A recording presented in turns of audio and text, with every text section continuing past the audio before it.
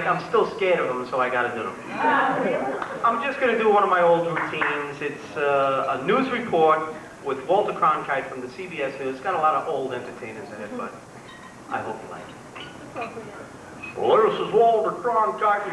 Wait a second, before I do that, they were asking me over at, whose table is that? Those people over there. They were asking me how Uncle Jim and Aunt Gracie first met. So I was telling them, a lot of people don't know this, but years ago Aunt Gracie used to go-go dance. And Uncle Jim was in the Navy. Was it the Navy? No, the Army. He was in the service. No, the Marines. He was in the toughest one. Whichever one that was tough then, he was in. And, you know, he saw Aunt Gracie, of course, dancing in the go-go bar, and, you know, he gave her a little smile, you know, but he didn't think there was any hope, because you know how go-go dancers are. So anyway, but he got her off the stage, and he said, why don't you leave this, and go with me and live on a farm? And because her feet were bothering her from go-go dancing all night, she had those bunions, you know? So she went with him out west, well, to the Midwest, and lived on a farm with Uncle Jim. But it didn't help her bunions any because he put her right to work in the fields.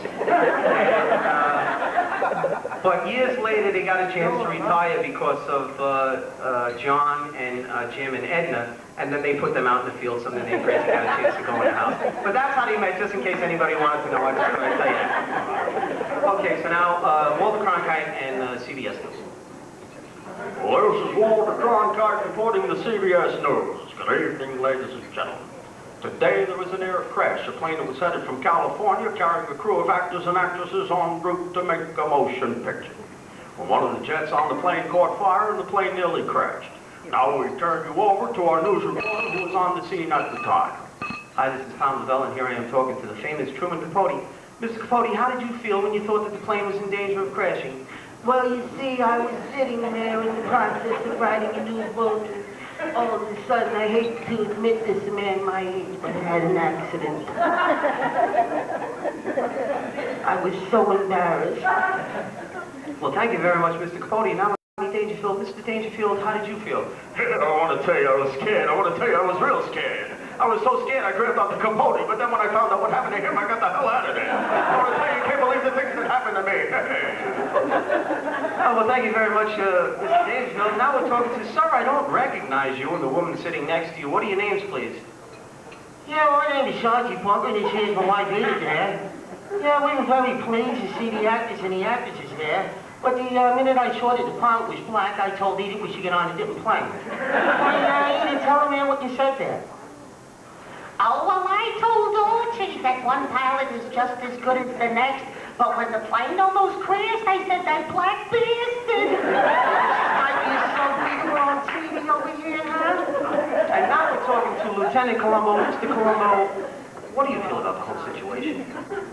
I've been chasing after the man who put the bomb on the plane for quite some time. That's the man sitting over there, sir. You're going to jail. Sir, I've been after you for a long time, but this is the last straw. You're going to jail because that's where you belong. I didn't put the bomb on the plane. I had nothing to do with it. I was sitting here playing with my Memorex tape to see if it was live or if it was me. I didn't do it. And now we're talking to the co-pilot of the plane, Mr. Nicholson. Mr. Nicholson, how do you feel? I want to tell you something, man.